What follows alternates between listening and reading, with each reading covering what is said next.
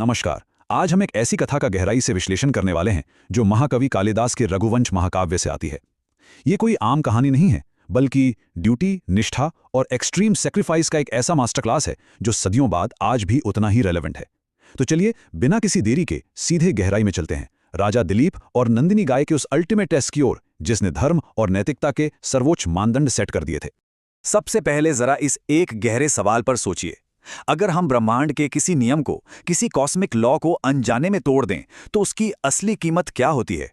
हम अक्सर सोचते हैं ना कि अनजाने में हुई छोटी-मोटी गलतियों का क्या ही असर होगा। लेकिन आज की हमारी ये कथा इस सोच को पूरी तरह पलट देती है। ये दिखाती है कि कैसे हमारे अनजाने में किए गए काम भी कर्मों का एक ऐसा चक्र बना देते हैं जिसका हिसाब तो हमें देना ही पड़ता है। और यही कड़वा सच हमारे आज के नायक की जिंदगी का सबसे बड़ा संघर्ष बन जाता है। आप जरा महाराजा दिलीप की स्थिति को इमेजिन कीजिए। उनकी जिंदगी में एक बहुत ही अजीब सा विरोधाभास था। एक तरफ तो वो एक ऐसे चक्रवर्ती सम्राट थे जिनके नाम से ही बड़े बड़े दुश्मन कांप उठते थे, मतलब एक विशाल साम्राज्य पर उनका पूरा कंट्रोल था। लेकिन दूसरी तरफ एक वारिस ना होने की वजह से वो अंदर से पूरी तरह बेबस थे।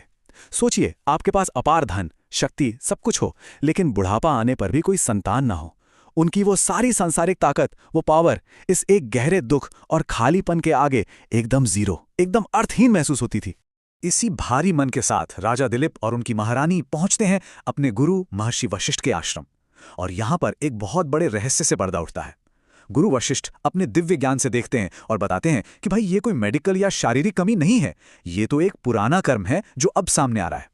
होता क्या है कि एक बार अनजाने में राजा दिलीप ने देवगाय कामधेनु का अनादर कर दिया था। बस वही कामधेनु का ना चुकाया गया कर्ज था जिसकी वजह से आज उन्हें यह संतान सुख नहीं मिल पा रहा था। अब यह सबसे दिलचस्प बात यह है कि गुरु वशिष्ठ ने इसे किसी श्राप या सजा की तरह पेश नहीं किया, बल्कि इन्होंने इसे कॉस्मिक लेजर या कहिए कर्मों के खाते को बैलेंस करने का एक तरीका बताया। इसके 3 बहुत ही क्लियर स्टेप्स थे।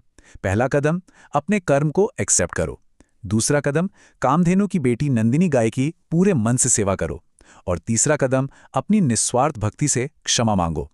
मतलब ये एक ऐसा रास्ता था जहां इस चक्रवर्ती सम्राट को अपना सारा ईगो, सारा अहंकार साइड में रखकर पूरी तरह से सरेंडर करना था।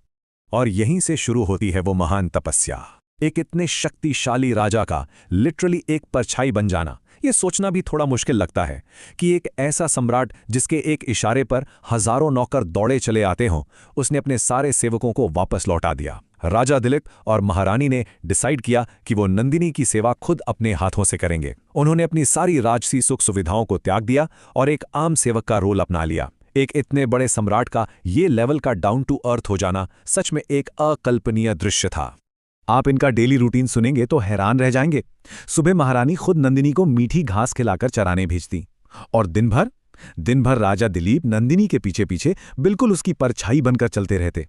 वो जहां रुकती राजा रुक जाते, जहां वो पानी पीती राजा वहीं खड़े रहते। फिर शाम को महारानी पूरी राजसी शान से नंदिनी का वापस स्वागत करती। रात में दोनों उसकी पूजा करते और जब नंदिनी सो जाती तभी वो सोते और उसके उठने से पहले जाग जाते। सोचिए, ये कोई वीकेंड का काम नहीं था। पूरे 21 दिनों तक उन्होंने बिना किसी ब्रेक के इसी अटूट निष्ठा के साथ इस रूटीन को फॉलो किया। अब 21 दिन तो जैसे तैसे सफलतापूर्वक बीत गए, लेकिन कहानी में असली ट्विस्ट आता है 22वें दिन। राजा दिलीप नंदिनी को चराते चराते हिमालय की तलहटी में पहुंच चुके थे। सब कुछ नॉर्मल लग रहा था और तभी नंदिनी घास चरते हुए एक हिमालय गुफा के अंदर चली जाती है। राजा को लगा कि भाई इस इलाके में जंगली जानवरों का कोई खतरा तो है नहीं, तो वो बस कुछ पलों के लिए हिमालय की उस मैजेस्टिक सुंदरता को निहारने में खो गए। बस एक क्षण, सिर्फ एक क्षण के लिए उनका ध्यान नंदिनी से हटा था।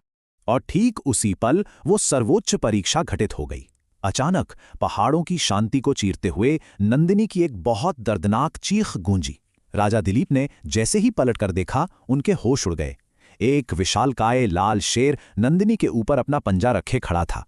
राजा ने तुरंत अपने तरकश से तीर निकालना चाहा, लेकिन ये क्या, उनका हाथ जहां का तहां अटक गया।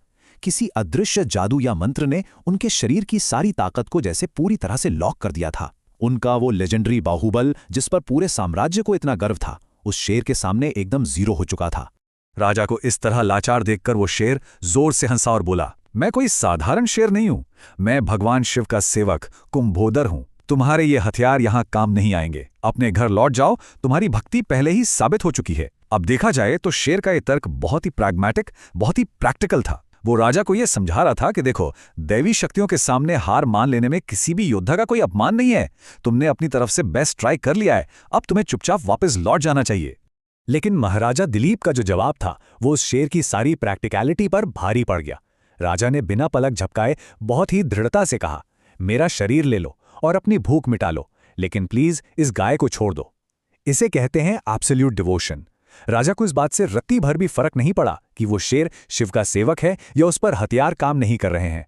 उनके लिए सिर्फ एक ही बात मायने रखती थी, और वो थी अपने गुरु की अमानत की रक्षा करना। उन्होंने बिना एक सेकंड की भी हिचकिचाहट के एक गाय की जान बचाने के लिए खुद अपनी जान ऑफर कर दी। इस पर कुंभोधर शेर ने अपना सबसे तगड़ा और आखिरी पत्ता फेंका, एकदम यूटिलिटेरियन लॉजिक। उसने कहा, अरे तुम एक राजा हो, अगर तुम जिंदा रहे तो पूरे राज्य की लाखों लोगों की रक्षा करोगे, और अगर तुम्हें अपने गुरु के गुस्से का इतना ही डर है तो वापस जाकर उन्हें करोड़ों दूसरी बढ़िया गाय दान में दे देना। अगर आप एक नॉर्मल नजरिए से देखें तो पूरे राज्य के फायदे के सामने एक अकेली गाय के प्राणों का सौदा काफी लॉजिकल लगता है ना? शेर असल में राजा के दिमाग और उनके राजधर्म के साथ खेलकर उन्हें कंफ्यूज करने की कोशिश कर रहा था। और यहीं पर यह पूरी कहानी अपने सबसे डीप फिलोसॉफिकल लेवल पर पहुंच जाती है। यहां फर्क आता है नश्वर शरीर और अमर यश के बीच का। राजा दिलीप ने शेर के इस लॉजिक को सिरे से रिजेक्ट कर दिया।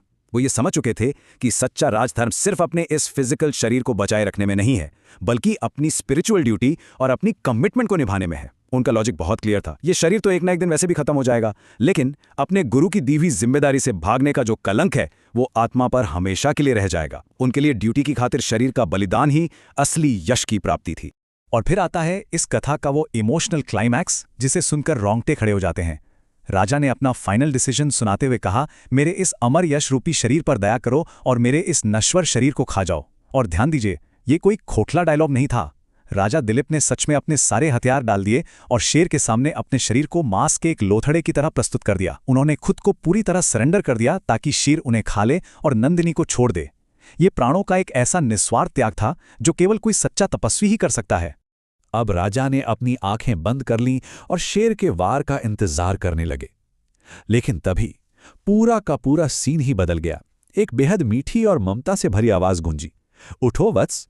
राजा ने आंखें खोलीं तो देखा कि वो भयानक शेर तो वहां था ही नहीं, वो गायब हो चुका था। उसकी जगह नंदिनी माता बिल्कुल एक मां की तरह उन पर प्यार लुटाती हुई खड़ी थी और आसमान से फूलों की बारिश हो रही थी। नंदिनी ने बताया कि वो शेर, वो हमला, वो सब कुछ बस एक माया थी, एक इल्यूजन था। ये पूरी सिचुएशन राजा की निष्ठा को उसकी एक्सट्रीम लिमिट तक टेस्ट करने के लिए रची गई थी, और राजा इस अल्टीमेट टेस्ट में 100% पास हो गए थे।